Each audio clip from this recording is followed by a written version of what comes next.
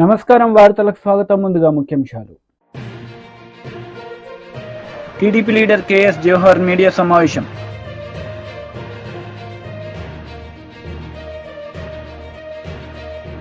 మాజీ మంత్రి Niranjan Reddy press meet.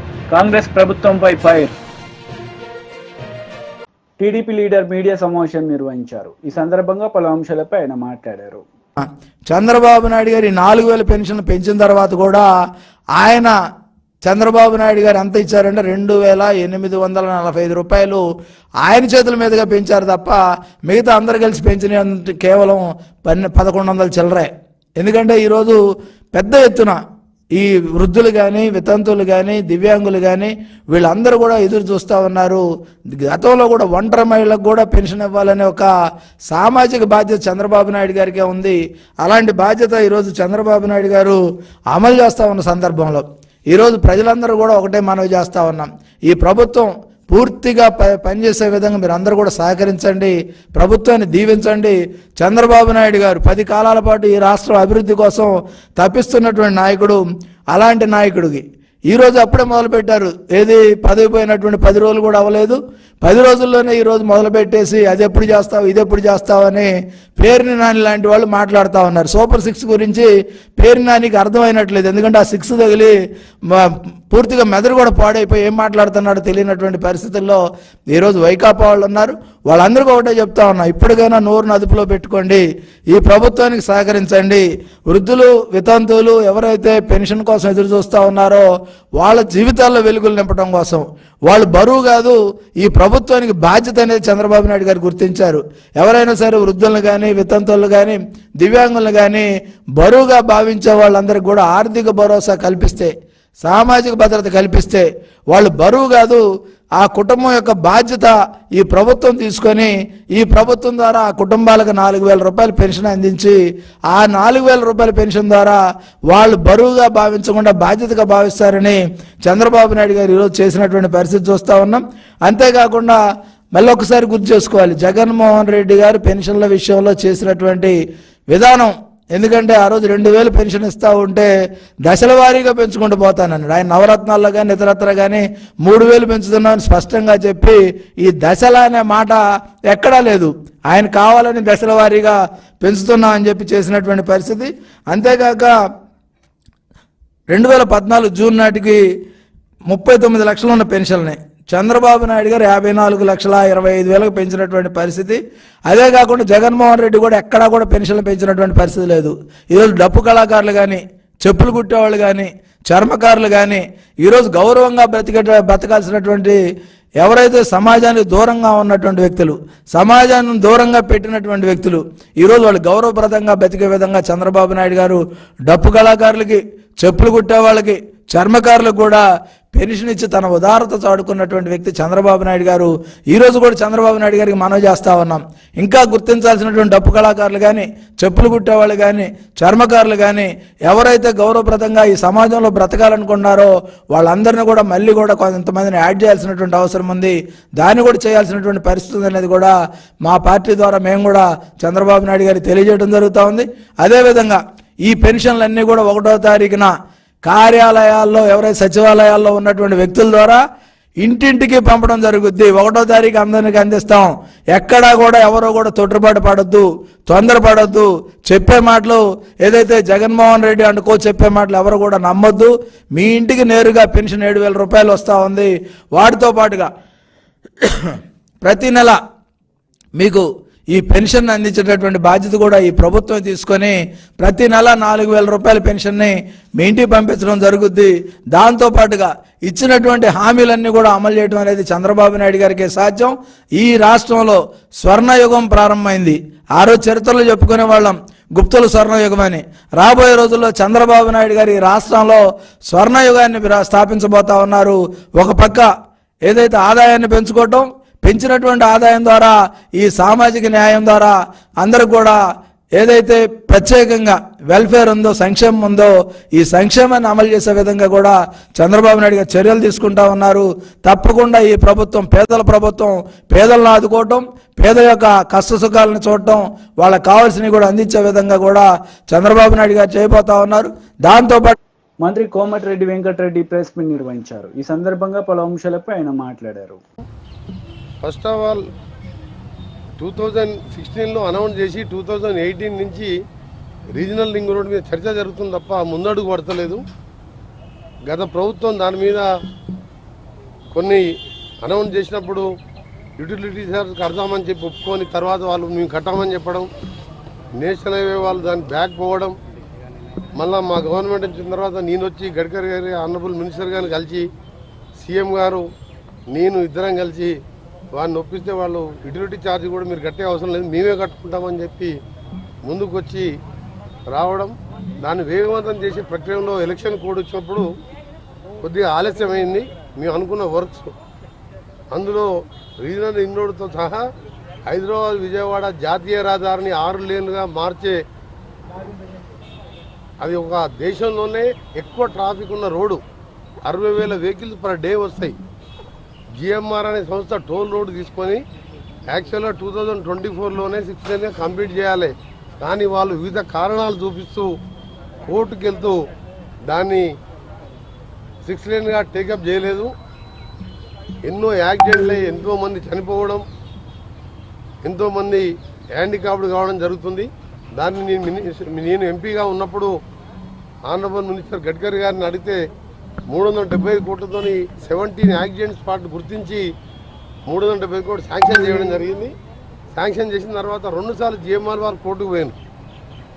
మళ్ళీ దాన్ని క్యాన్సిల్ చేస్తే థర్డ్ టైం మళ్ళీ టెండర్ పిలిచి నిన్ననే పనులు కూడా ప్రారంభించిన సంగతి మీ అందరికీ తెలుసు. అవి కూడా డిసెంబర్ లోప టెంపరీ రిలీఫ్, అట్లీస్ట్ యాక్సిడెంట్ తక్కువ చేస్తూ హైదరాబాద్ను విజయవాడని వెంటనే 6 లేన్గా చేయాలని చెప్పి ఈరోజు నేను మా ఈఎన్సీ గారు గణపతి రెడ్డి గారు ఇంకా మిగతా అధికారులతో కలిసి మినిస్టర్ గారిని చెప్పడం జరిగింది. త్వరలోనే దాని మీద మీటింగ్ పెట్టి దాన్ని పరిష్కరిస్తామని చెప్పి వారు హామీ ఇవ్వడం జరిగింది. రీజనల్ రింగ్ రోడ్ కూడా దాన్ని సపరేట్గా మీటింగ్ పెడతాను, దాన్ని కూడా రివ్యూ చేద్దామని చెప్పి వారు చెప్పడం జరిగింది. దాంతోపాటు 16 రోడ్లు గత 3-4 సంవత్సరాలుగా పోయిన మా రాష్ట్ర ప్రభుత్వం పట్టించుకోకపోగా కేంద్ర ప్రభుత్వం మీద వాళ్ళు ఒత్తిడి తీసుకురావడం కానీ వాళ్ళని కలవడంగా చేయకపోతే ఆ రోడ్లు పెండింగ్ ఉన్న ఇంపార్టెంట్ రోడ్స్ లిస్టు 16 లిస్టులు మీకు ఇస్తాం. మీరు ఆ లిస్టు దాన్ని కూడా కొత్త నేషనల్ హైవేగా మారుస్తూ దాన్ని నేషనల్ నెంబర్ ఇచ్చుకుంటూ దానికి శాంక్షన్ చేయాలని చెప్పి వారికి రిప్రజెంట్ ఇచ్చినప్పుడు తప్పకుండా పరిశీలిస్తామని చెప్పి మెజార్టీ ఈ సంవత్సరం భారత్ మాల ప్లేస్ కొత్త పాలసీ కొత్తది వస్తుంది. దాని తర్వాత దాన్ని కూడా కన్సిడర్ చేసి మ్యాక్సిమం వర్క్స్ కొత్త నేషనల్ హైవే సిస్టానికి వారు మరొక మీటింగ్ పిలుస్తానని చెప్పి చెప్పడం జరిగింది. ఇంకొకటి హైదరాబాద్లో మీకు తెలుసు ఉప్పల్కి వెళ్ళి గట్కేసర్ పోయే ఫ్లైఓవర్ 5-6 సంవత్సరాల క్రితం స్టార్ట్ అయ్యి ఇప్పటికీ 40% పనులు మాత్రమే పూర్తయింది. దాని మీద కూడా మంత్రి గారి దృష్టికి తీసుకొస్తే వారు అక్కడ ఉన్న అధికారులకు ఆదేశాలు ఇచ్చిండు, టెర్మినేట్ చేసి కొత్త టెండర్ పిలిచి వెంటనే పూర్తి చేయాలని చెప్పి మంత్రి గారు హామీ ఇవ్వడం కాదు, ఆదేశాలు ఇచ్చినందుకు మా రాష్ట్ర ప్రభుత్వం తరఫున ముఖ్యంగా ఉప్పల్ నుంచి గట్కేసర్ వరంగల్ పోయే రోడ్, అది యాదగిరిగుట్టకు పోయే రోడ్డు, లక్షలాది మంది పోయే రోడ్, అది మంత్రి గారు ఇమ్మడే స్పందించి అధికారులు ఆదేశించినందుకు మా రాష్ట్ర ప్రభుత్వం తరఫున, మా ముఖ్యమంత్రి గారి తరఫున, నా తరఫున మంత్రి గారికి ధన్యవాదాలు తెలియజేస్తున్నాం. ఇంకా కూడా మిగిలిన విషయాలన్నీ కూడా త్వరలోనే పిలిపించుకొని రివ్యూ చేసుకొని పూర్తిగా తెలంగాణకు సహకరిస్తానని చెప్పి మంత్రి గారు చెప్పడం జరిగింది. బీఆర్ఎస్ లీడర్ మీడియా సమావేశం నిర్వహించారు. ఈ సందర్భంగా పలు అంశాలపై ఆయన మాట్లాడారు. మమ్మల్ని అడుగుతున్నారు కాదమ్మా మమ్మల్ని అడుగుతున్నారు, ఉన్నది సర్కారు వాళ్ళది కదా అంటే, ఇక మీరు కొట్లాటోళ్ళు కదా అందుకని మిమ్మల్ని అడుగుతున్నాం సార్, మరి మీరే కదా సర్కారును తెచ్చుకుంటే అంటే ఏం చేస్తాం సార్, ఏరి కోరి మొగుడిని తెచ్చుకుంటానంటే వాడు కొట్టినా పడాలి తిట్టినా పడాలి అన్నట్లుంది మా బతుకు అంటున్నారు ప్రజలు. అట్లా రైతు భరోసా వాళ్ళు చెప్పినటువంటిది దేవుడు ఎరుగు, పాత రైతు బంధు కింద ఇచ్చేటువంటి డబ్బులే ఇస్తలేదు సర్కారు, కుంటి సాకులు చెప్తా ఉంది. నేను మొన్న కూడా చెప్పిన దాని పేరు మీద దీని పేరు మీద మేము విచారణ చేస్తాం, లేకుంటే ఇంకా వివరాలు సేకరిస్తాం, లేకుంటే అందరి అభిప్రాయాలు తీసుకుంటాం, ఇట్లా ఈ రకమైనటువంటి చర్చ చేసుకుంటా దీన్ని వాయిదా వేసుకుంటా పోతున్నారు. రుణమాఫీకి సంబంధించి మళ్ళొకసారి నేను ఇవాళ మళ్ళీ చెప్తున్నాను, ప్రజల దృష్టికి తీసుకొని వస్తున్నాను, ఈ ప్రభుత్వాన్ని కూడా హెచ్చరిస్తున్నాం. మీరు ఎన్నికలప్పుడు ఏం చెప్పిండ్రు? కేసీఆర్ సర్కార్ అమలు చేయకుండా మిగిలిపోయింది మొత్తం ఎంత రుణమాఫీ ఎంత ఉందో అది మొత్తం మేము మాఫీ చేస్తామని చెప్పినారు. మేము గుర్తు చేస్తునే వాళ్ళం. మళ్ళా మీరు మొన్న మాట్లాడినప్పుడు క్యాబినెట్ తర్వాత మీరు ప్రకటించినప్పుడు ఏం చెప్పిండ్రు? 2018 నుంచి 2023 డిసెంబర్ అన్నారు. మరి 2018 కంటే ముందు ఏవైతే కేసీఆర్ ఇయ్యలేదని మీరు పెడబొబ్బలు పెట్టిండ్రో మరి అది గాలిపోతుందా? అది ఇస్తారా ఇయ్యరా? బేసిక్ ప్రశ్న. మిగిలిపోయినటువంటి రుణమాఫీ మేము ఆనాడు చెప్పినాం, రెండో విడత అమలు చేసేటప్పుడు 19,000 కోట్లు ఉంది ప్రభుత్వం మీద భారము. సుమారు మేము రెండో విడతలో అమలు చేసుకుంటూ వచ్చినాక మధ్యలో కరోనా వచ్చింది 2 ఏళ్ళు. అందుకని ఆపినా 36,000 దాకా ఇచ్చి మిగతావి మేము ఇస్తామని చెప్పినాం. అనుకున్నట్లే ఇస్తూ పోయినాం, కానీ సంపూర్ణం కాలే. 19,000 కోట్లకు గాను 14,000 కోట్ల పైచీలకి ఇచ్చినాం మేము. సుమారు రమారమే 5,000 కోట్లు పెండింగ్లో ఉన్నాయి ఎన్నికలు అయ్యే నాటికి. మేము ఆ మాట కూడా చెప్పినాం ప్రజలకు, ఈ కారణాల వల్ల ఇవ్వలేకపోతున్నాం, ఎన్నికల తర్వాత ఇస్తామని. కానీ కాంగ్రెస్ పార్టీ నాయకులు ఆ పార్టీ పెడబొబ్బలు పెట్టింది ఏంది? మేము ఇట్లా రాగానే అట్లా ఇస్తామన్నారు. డిసెంబర్ 9 చెప్పింది. ఉరుకురుకులాంటి చెప్పారు, ఎదలు దంచుకొని చెప్పారు, గుద్దుకొని చెప్పారు. ఇక తీసుకొని వాళ్ళు ఉంటే ఉరకండి బ్యాంకులకు అన్నారు. ఓ అబ్బాయి ఎన్ని మాటలు ఇక. ఓకే, మళ్ళీ ఇప్పుడు 15 ఆగస్టుకు మీరు వాయిదా వేసుకున్నారు. ఈ లోపల మీరేదో కసరత్తు చేస్తున్నామని చెప్తున్నారు. ఇక్కడ మౌలికంగా మేము అడుగుతున్నది ఏంటంటే, ఆ రోజుకి ఎన్నికల నాటికి ఇవ్వకుండా మిగిలిపోయినటువంటి రుణమాఫీ ఆ రైతాంగానికి అంతా ఇస్తారా ఇయ్యరా? మీరు చెప్పాలి. మీరు అమలు చేయదలుచుకున్నటువంటి రుణమాఫీ 5 ఎకరాల లోపు ఉండి భూమి కలిగి ఉండి రుణభారం ఉన్నటువంటి రైతుల వివరాలు ప్రకటించండి. 2 లక్షల రుణాలు తీసుకున్నటువంటి రైతుల యొక్క వివరాలను ప్రకటించండి. ఎవరు ఆ రైతులు? ఎవరికి ఇచ్చినాయి బ్యాంకులు? ఎందుకంటే 5 ఎకరాలకు లోబడి ఉండేటువంటి ఏ రైతులకు కూడా ఈ రాష్ట్రంలో ఏ బ్యాంకు కూడా ₹1,00,000 మించి రుణం ఇయ్యదు. ఇచ్చినట్లుంటే చూపియండి. 2 లక్షల రుణం ఇవ్వాలి బ్యాంకు అంటే ఖచ్చితంగా ఎక్కువ భూమి ఉండాలి. మరి రాష్ట్రంలో ఉన్నటువంటి మొత్తం భూమిలో 1,52,00,000 ఎకరాల భూమిలో, సాగుకు యోగ్యమైన భూమిలో సుమారు 1,36, 1,37 ఎకరాల భూమి 5 ఎకరాల లోపు ఉండేటువంటి రైతుల చేతుల్లోనే ఉంది. మరి 2 లక్షలు ఎవరికి ఇస్తారు? ఎంతమంది ఉన్నారు రైతులు? మండలాల వారీగా మీరు జాబితా, గ్రామాల వారీగా మొత్తం ఒక్కో మండలంలో జాబితా విడుదల చేయండి. మేము డిమాండ్ చేస్తాము. ఎందుకంటే మీరు ప్రగల్భాల కొద్దీ మొదలు మాట్లాడేప్పుడు ముఖ్యమంత్రి ఏమన్నాడు? 40,000 కోట్లు అయితే రుణమాఫీ మొత్తం చేసేస్తే ఏక బిగిన చేసి పడేస్తా, ఏముంది మేము నోరు కట్టుకుంటానంటే 40,000 కోట్లు పెద్ద కథనా అన్నట్టు చాలా తేలికగా చేసి మాట్లాడి. మొన్న క్యాబినెట్లో చర్చించినప్పుడు వాళ్ళు ఇచ్చినటువంటి వివరణ ఏంది? 30,000 కోట్లు అన్నారు. 40-30కి దిగిపోయింది. నిజంగా ఫిగర్ ఎంత ఉంది? ఎంతమంది రైతులు తీసుకున్నారు? బీజేపీ లీడర్ మీడియా సమావేశం నిర్వహించారు. ఈ సందర్భంగా పలు అంశాలపై ఆయన మాట్లాడారు. ప్రయత్నం చేస్తున్నా అసలు అవకాశమే రానటువంటి ఒక స్థితి కనబడుతున్నట్టుగా మనకు కనబడతా ఉన్నది. ఈ 6 నెలల కాలంలో భారీ సంఖ్యలో మూకుమ్మడి బదిలీల పేరిట 4 సార్లు ఐఏఎస్లని, ఐపీఎస్లని మార్చడం జరిగింది. ఇంకా ఎన్నిసార్లు మారుస్తారో కూడా తెలియదు. ఎవరికి ఏ శాఖ పైన కూడా పట్టు సంపాదించేటువంటి ఒక సమయంలో, కనీసం పరిచయమైనటువంటి ఒక సమయంలో మళ్ళీ వెంటనే బదిలీ. అంటే ముఖ్యమంత్రి పట్టు కోసం ఈ ప్రయత్నం చేస్తూ ఉన్నాడు.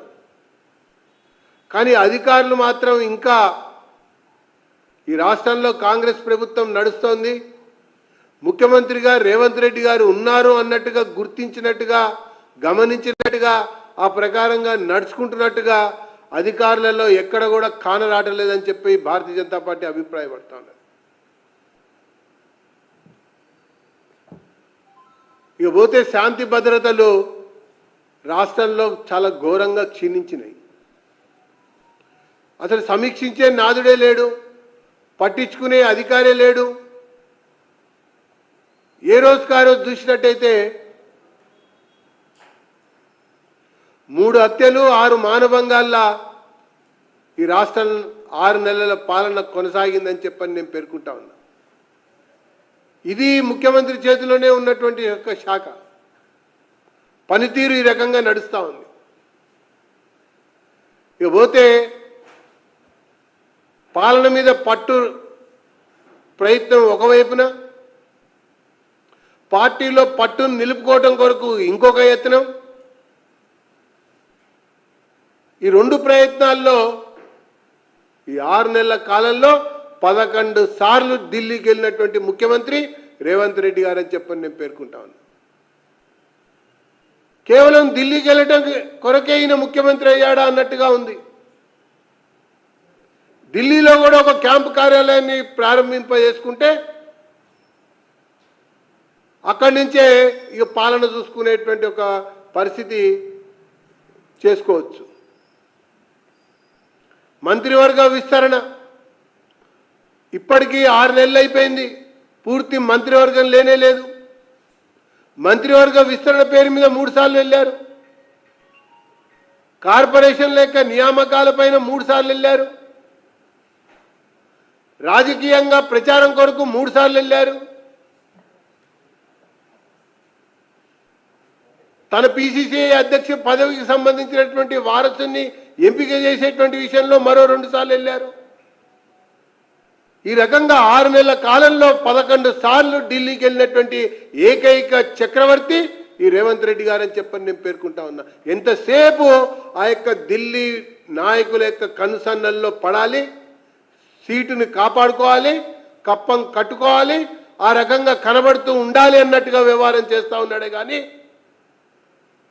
ప్రజాపాలన అందిస్తామన్నటువంటి ఒక ముఖ్యమంత్రి ప్రజల యొక్క పాలనని గాలికి వదిలేయటం వల్లనే 3 హత్యలు 6 మానభంగాలుగా ఈ రాష్ట్రంలో శాంతి భద్రతలు విలయతాండం వహిస్తున్నాయని చెప్పని నేను పేర్కొంటున్నాను. అంతేకాదు పాలనా పరిపాలనలో కూడా 3 బదిలీలు 6 సస్పెన్షన్లు, ఇది కూడా అదే రకంగా నడుస్తూ ఉన్నది. ఒకవైపున విచారణ కమిటీలు నడుస్తూ ఉన్నాయి, ఒకవైపున రోజుకొక అక్రమం వెలుగులోకి వస్తూ ఉంది, ఒక్కొక్క పథకంలో జరిగినటువంటి కుంభకోణాలు వెలుగులోకి వస్తూ ఉన్నాయి. ఆ కుంభకోణాలకు పాల్పడ్డటువంటి అధికారులు పలాయనం చిత్తగిచ్చారు. ఇంకా అప్పటి మంత్రులతోనే కలిసి ముచ్చటించుకుంటూ కాపాడుకోవాలని చెప్పని ప్రయత్నం చేస్తూ ఉన్నారు. ప్రభుత్వం మాత్రం నిమ్మకు నీరెత్తినట్టుగా వ్యవహరిస్తున్నట్టుగా చాలా స్పష్టంగా కనబడుతోందని చెప్పని నేను పేర్కొంటా ఉన్నా. ఇకపోతే కొత్త విధానాలు ప్రవేశపెడతామని చెప్పంటున్నారు. ఎంఎస్ఎంఈలకు సంబంధించి ఒక సమగ్రమైనటువంటి ఒక విధానాన్ని రూపొందించబోతున్నామని చెప్పని పేర్కొంటా ఉన్నారు. ఈ రాష్ట్రంలో ఉన్నటువంటి కొన్ని వేల ఎంఎస్ఎంఈలకి చెల్లించవలసినటువంటి కోట్ల రూపాయల బకాయిలనే ఈ ప్రభుత్వం ఇంతవరకు చెల్లించకుండా ఇంకా కొత్త విధానం ఏంది ప్రవేశపెట్టేది? ఫస్ట్ ఆ ఎంఎస్ఎంఈల యొక్క బకాయిలు చెల్లించాలి, సబ్సిడీలు చెల్లించాలి, ప్రోత్సాహాలు చెల్లించాలి. చెల్లించిన తర్వాత సమగ్రమైనటువంటి ఒక అభిప్రాయానికి వచ్చి అప్పుడు ఒక విధానాన్ని రూపొందించుకుంటే బాగుంటుందని చెప్పని నేను పేర్కొంటా ఉన్నా. గతంలో కూడా ముఖ్యమంత్రి కేసీఆర్ గారు ప్రతి నియోజకవర్గానికి గురుకుల పాఠశాలని చెప్పారు, బీసీ, ఎస్సీ, ఎస్టీ, మైనారిటీ అని చెప్పని 15లోనే చెప్పారు, 2015లోనే ఆ రకంగా కొన్ని ప్రారంభించారు. కొన్ని చోట్ల భూములు కేటాయించారు, కొన్ని చోట్ల భవనాలు నిర్మించడానికి ముందుకొచ్చారు. ఓవరాల్గా ఒక ప్రణాళిక అని చెప్పని ప్రభుత్వం చాలా గొప్పగా చెప్పుకుంటూ వచ్చింది. అది ఎక్కడ వేసిన గొంగలిగానే ఈ 10 ఏళ్ల కాలంలో అట్లనే మిగిలి ఉంది. అసలు దాని విషయాన్ని సమీక్షించకుండా ఎన్ని చోట్ల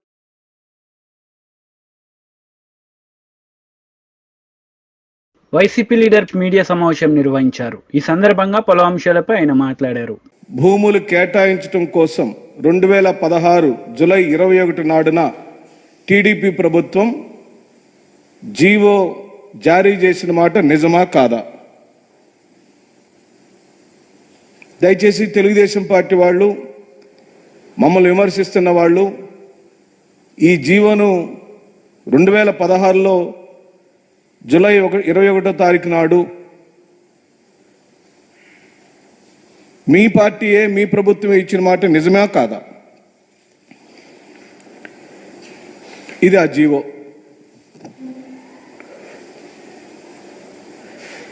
రెండు 2016లో ఇచ్చిన జీవో ఆధారంగా మంగళగిరిలో survey number 392/1, 392/3, 392/4, 392/8, 392/9, 392/10 Atmakur village Mangalagiri మండలం జీవో నెంబర్ 228 22వ తారీఖు 6వ నెల 2017 కేటాయించిన భూమి విస్తీర్ణం 3 ఎకరాల 65 సెంట్లు. 3 ఎకరాల 65 సెంట్లు 2016లో నారా చంద్రబాబు నాయుడు గారి ప్రభుత్వం 21 జూలై 2016లో వారిచ్చిన జీవో నెంబర్ ప్రకారం జాతీయ పార్టీలకు ఎంత భూమి, ప్రాంతీయ పార్టీలకు ఎంత భూమి అని వారిచ్చిన జీవో లెక్కల ప్రకారమే 33 సంవత్సరాలు మాత్రమే లీజుకు ఉండాల్సిన భూములను ఈ మంగళగిరిలో ప్రస్తుతం వారి కేంద్ర కార్యాలయంగా నిర్మించబడిన కార్యాలయం కిందన భూమిని 99 సంవత్సరాలకు లీజుగా ఇచ్చుకున్న మాట వాస్తవమా కాదా? ఇది జీవో నెంబర్ 575. ఆంధ్ర రాష్ట్ర ప్రభుత్వంచే ఇవ్వబడిన 575 జీవో నెంబర్ ప్రకారం తెలుగుదేశం పార్టీకి మంగళగిరిలో ఇచ్చిన భూమి 33 సంవత్సరాలకే ఇవ్వాల్సిన భూమిని 99 సంవత్సరాలకు తీసుకొని ఈ విధమైన తాటాకుల పందిరిని నిర్మించుకున్నారా లేదా? ఆంధ్ర రాష్ట్ర ప్రజలు గమనించండి, ఇది తాటాకుల పందిరి. ఇది భవనం కాదు, ఇది అంతస్తు కాదు, ఇది ప్యాలెస్ కాదు. వారు మమ్మల్ని ప్యాలెస్ అంటున్నారు. సంతోషం. మేము మా జగన్మోహన్ రెడ్డి గారు క్వాలిటీ విషయంలో కానీ, భవన నిర్మాణం అందం విషయంలో కానీ, గాలి వెలుతురు బాగా వచ్చే విషయంలో కానీ ఎక్కడా రాజీ పడలేదు. ఆయనకి సుందరమైన భవనాలను నిర్మించాలని ఆశపడ్డాడు, కోరుకున్నాడు. కాబట్టే ప్రభుత్వ భూమైన ఋషికొండలో కూడా సుందరమైన భవనాలే నిర్మించాడు. అది ప్రభుత్వం యొక్క ఆస్తి. ఇది ఏమని చెప్పాలి ఇప్పుడు మేము? 3.65 సెంట్ల ప్రభుత్వ భూమిని తీసుకున్న తెలుగుదేశం పార్టీ నిర్మించుకున్న భవనం. ఇది తాటాకుల పందిరా, గుడిస, తాత్కాలికంగా తీసుకున్న రేకుల షెడ్డా, పెంకుటిల్లా? ఇదే ఆంధ్ర రాష్ట్ర ప్రజలు గమనించమని నేను కోరుకుంటున్నాను. ఇకపోతే ఇంకొక చోట కూడా వారు వైఎస్ఆర్ కడప జిల్లాలో, ఈ వివరాలన్నీ మీకు నేను కాపీ ఇస్తానండి. వైఎస్ఆర్ కడప జిల్లాలో survey number 295/1A 1B Nagarjunapalli విలేజ్లో కడప మండలంలో జీవో నెంబర్ 279 డేటెడ్ 27/2015 33 ఏళ్లకు 1000 రూపాయల చొప్పున తీసుకున్నారు. మంగళగిరి భవనానికి కూడా వాళ్ళు కేటాయించుకున్న లీజు విలువ 99 ఏళ్లకు 1000 రూపాయలేనండి. తాడేపల్లిలో మేము పెట్టుకున్న అప్లికేషన్లో కూడా చంద్రబాబు నాయుడు 2017లో ఇచ్చిన జీవో, 2016లో ఇచ్చిన జీవో ప్రకారమే మేము కూడా భూములను ఆంధ్ర రాష్ట్ర ప్రభుత్వాన్ని వైఎస్ఆర్ కాంగ్రెస్ పార్టీ జిల్లా అధ్యక్షులు అప్లికేషన్ రూపంలో అడిగారు. ప్రభుత్వం శాంక్షన్లు ఇచ్చిన తదుపరి మాత్రమే మేము ముందుకు వెళ్ళటం జరిగిందని మీ ద్వారా నేను మనవి చేస్తూ, ఇక్కడ వార్తలు ముగించే ముందు ముఖ్యాంశాలు మరోసారి. TDP leader KS Jawahar media సమావేశం.